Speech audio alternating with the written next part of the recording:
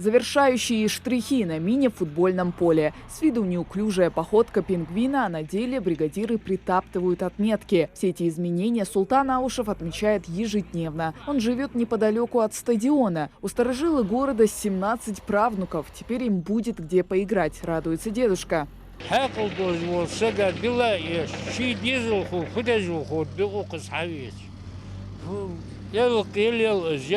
Спортом заниматься.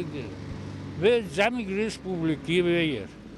Для нас один спортсмен, и то на вес золота.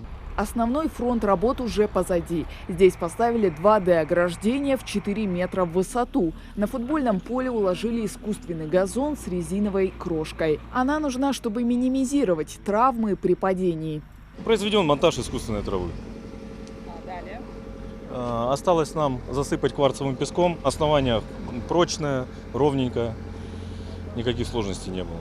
По соседству с футбольным полем воркаут-площадка. Здесь такое же ограждение, но чуть ниже. Сейчас рабочие кладут асфальт, а уже потом покроют мягким резиновым покрытием. Хоть это и мини-стадион, но он включает в себя помимо футбольного поля и воркаут-площадки тренажеры и зону отдыха. К слову о прилегающей территории.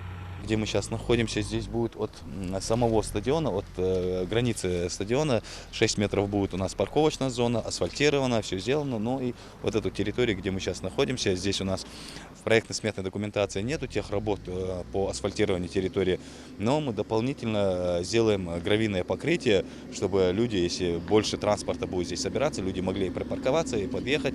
А для пешеходов здесь до самого стадиона тротуар подводится, и асфальтовая дорога у нас тут недалеко, буквально 10 метров.